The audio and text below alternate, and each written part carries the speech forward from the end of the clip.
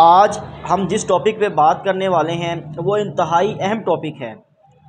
चूँकि हम जानते हैं कि इंडिया और उसका जो वज़ीर आज़म है मोदी, वो अपनी हरकतों से बाज नहीं आ रहा और वो ये समझता है कि शायद इन हरकत को करके वो हमें डरा देगा या हमारे जज्बात को वो मद्धम कर देगा।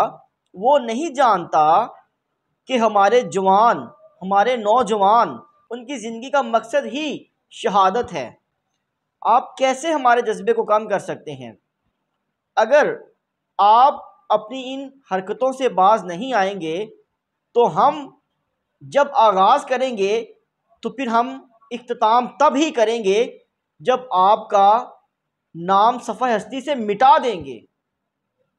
हम इंडिया को सफ़ा हस्ती से मिटाने की इस्तात, क़ुव्वत, ताकत रखते हैं।